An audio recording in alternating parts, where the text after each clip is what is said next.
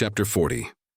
"Well, Miss Dashwood," said Mrs. Jennings, sagaciously smiling as soon as the gentleman had withdrawn, "I do not ask you what the Colonel has been saying to you, for though, upon my honor, I tried to keep out of hearing, I could not help catching enough to understand his business. And I assure you I never was better pleased in my life, and I wish you joy of it with all my heart." "Thank you, ma'am," said Eleanor. "It is a matter of great joy to me, and I feel the goodness of Colonel Brandon most sensibly. There are not many men who would act as he has done, few people who have so compassionate a heart. I never was more astonished in my life. Lord, my dear, you are very modest. I ain't the least astonished at it in the world, for I have often thought of late there was nothing more likely to happen.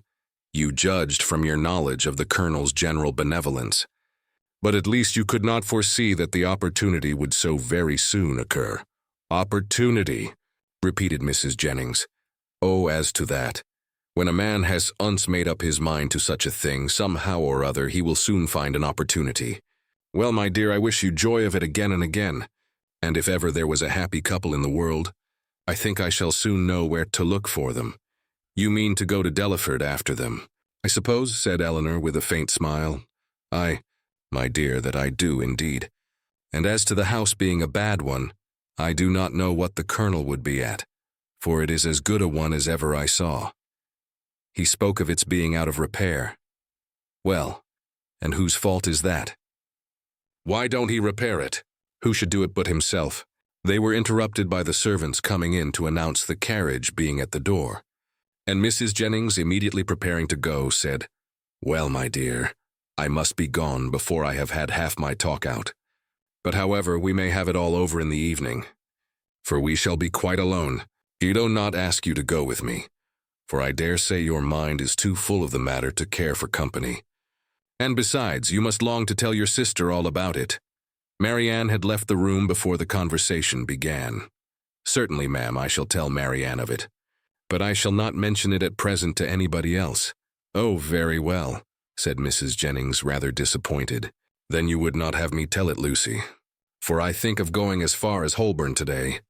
"No, ma'am, not even Lucy, if you please. One day's delay will not be very material. Until I have written to Mr. Ferrars, I think it ought not to be mentioned to anybody else. I shall do that directly. It is of importance that no time should be lost with him, for he will of course have much to do relative to his ordination." This speech at first puzzled Mrs. Jennings exceedingly. Why Mr. Ferrars was to be written to about it in such a hurry she could not immediately comprehend. A few moments' reflection, however, produced a very happy idea, and she exclaimed, "Oh ho! I understand you. Mr. Ferrars is to be the man. Well, so much the better for him. Aye, to be sure, he must be ordained in readiness, and I am very glad to find things are so forward between you. But, my dear, is not this rather out of character? Should not the Colonel write himself? Sure, he is the proper person." Eleanor did not quite understand the beginning of Mrs. Jennings's speech, neither did she think it worth inquiring into, and therefore only replied to its conclusion. "Colonel Brandon is so delicate a man that he rather wished anyone to announce his intentions to Mr. Ferrars than himself. And so you are forced to do it. Well, that is an odd kind of delicacy. However, I will not disturb you," seeing her preparing to write. "You know your own concerns best. So goodbye, my dear. I have not heard of anything Topleys me so well since Charlotte was brought to bed." And away she went. But returning again in a moment, "I have just been thinking of Betty's sister, my dear. I should be very glad to get her so good a mistress. But whether she would do for a lady's maid, I am sure I can't tell. She is an excellent housemaid and works very well at her needle. However, you will think of all that at your leisure." "Certainly, ma'am," replied Eleanor, not hearing much of what she said, and more anxious to be alone than to be mistress of the subject. How she should begin, how she should express herself in her note to Edward, was now all her concern. The particular circumstances between them made a difficulty of that which to any other person would have been the easiest thing in the world. But she equally feared to say too much or too little, and sat deliberating over her paper, with the pen in her hand, till broken in on by the entrance of Edward himself. He had met Mrs. Jennings at the door, in her way to the carriage as he came to leave his farewell card, and she, after apologizing for not returning herself, had obliged him to enter by saying that Miss Dashwood was above and wanted to speak with him on very particular business. Eleanor had just been congratulating herself, in the midst of her perplexity, that however difficult it might be to express herself properly by letter, was at least preferable to giving the information by word of mouth, when her visitor entered, to force her upon this greatest exertion of all. Her astonishment and confusion were very great on his so sudden appearance. She'd not seen him before since his engagement became public, and therefore not since his knowing her to be acquainted with it, which, with the consciousness of what she had been thinking of, and what she had to tell him, made her feel particularly uncomfortable for some minutes. He too was much distressed, and they sat down together in a most promising state of embarrassment. Whether he had asked her pardon for his intrusion on first coming into the room, he could not recollect, but determining to be on the safe side, he made his apology in form as soon as he could say anything.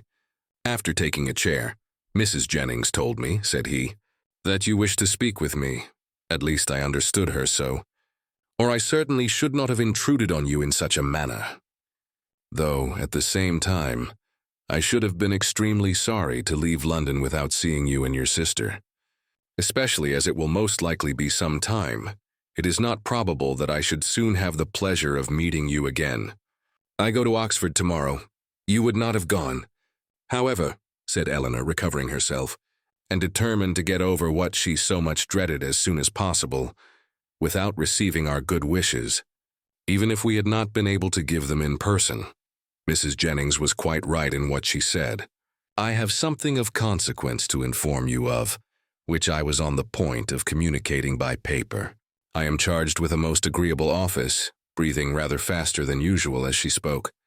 "Colonel Brandon, who washed her only 10 minutes ago, has desired me to say that, understanding you mean to take orders, he has great pleasure in offering you the living of Delaford, now just vacant, and only wishes it were more valuable. Allow me to congratulate you on having so respectable and well-judging a friend, and to join in his wish that the living, it is about 200 a year, were much more considerable, and such as might better enable you to, as might be more than a temporary accommodation to yourself, such, in short, as might establish all your views of happiness. What Edward felt, as he could not say it himself, it cannot be expected that any one else should say for him." He looked all the astonishment which such unexpected, such unthought of information could not fail of exciting.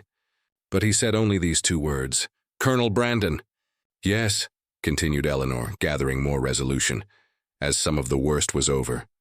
"Colonel Brandon means it as a testimony of his concern for what has lately passed, for the cruel situation in which the unjustifiable conduct of your family has placed you, a concern which I am sure Marianne, myself and all your friends must share, and likewise, as a proof of his high esteem for your general character, and his particular approbation of your behavior on the present occasion.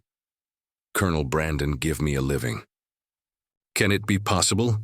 The unkindness of your own relations has made you astonished to find friendship anywhere." "No," replied he with sudden consciousness, "not to find it in you.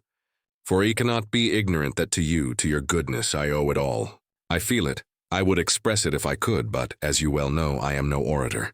You are very much mistaken.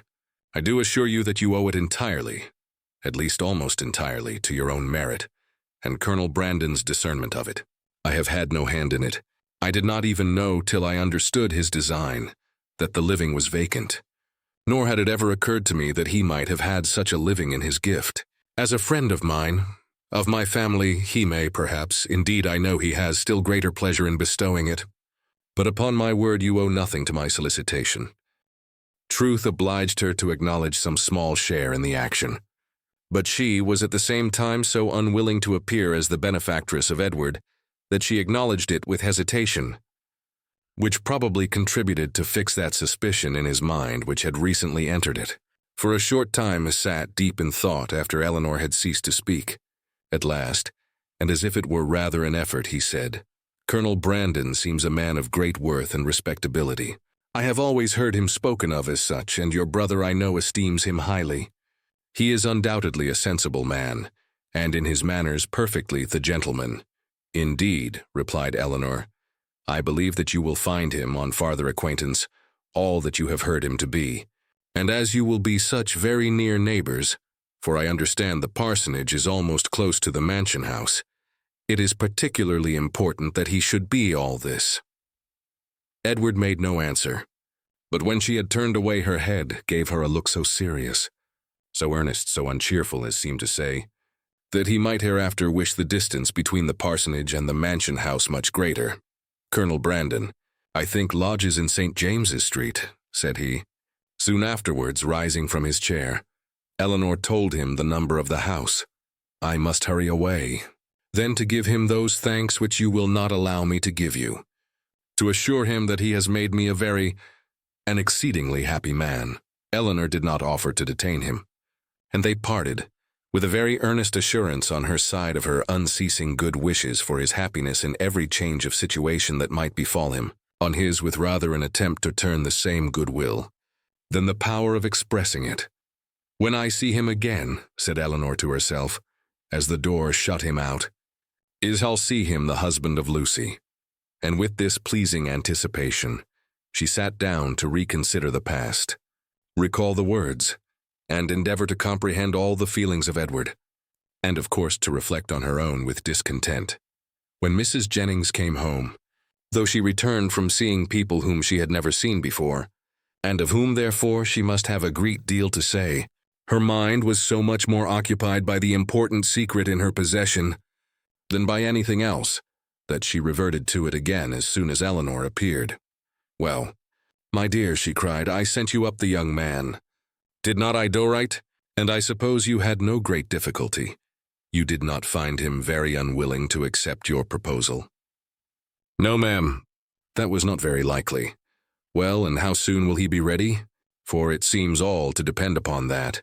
Really, said Eleanor, I know so little of these kind of forms that I can hardly even conjecture as to the time or the preparation necessary. But he supposed 2 or 3 months will complete his ordination. 2 or 3 months, cried Mrs. Jennings. Lord! My dear, how calmly you talk of it. And can the colonel wait 2 or 3 months? Lord bless me, I'm sure it would put me quite out of patience. And though one would be very glad to do a kindness by poor Mr. Ferrars, I do think it is not worth while to wait 2 or 3 months for him. Sure, somebody else might be found that would do as well. Somebody that is in orders already. My dear ma'am, said Eleanor, what can you be thinking of? Why, Colonel Brandon's only object is to be of use to Mr. Ferrars. Lord bless you, my dear. Sure you do not mean to persuade me that the colonel only marries you for the sake of giving 10 guineas to Mr. Ferrars? The deception could not continue after this, and an explanation immediately took place, by which both gained considerable amusement for the moment, without any material loss of happiness to either. For Mrs. Jennings only exchanged one form of delight for another, and still without forfeiting her expectation of the first. Aye, the parsonage is but a small one, said she, after the first ebullition of surprise and satisfaction was over, and very likely may be out of repair. But to hear a man apologizing, as I thought, for a house that, to my knowledge, has 5 sitting rooms on the ground floor, and I think the housekeeper told me could make up 15 beds. And to you, too, that had been used to live in Barton Cottage. It seemed quite ridiculous. But, my dear, we must touch up the colonel to do something to the parsonage, and make it comfortable for them, before Lucy goes to it. But Colonel Brandon does not seem to have any idea of the livings being enough to allow them to marry.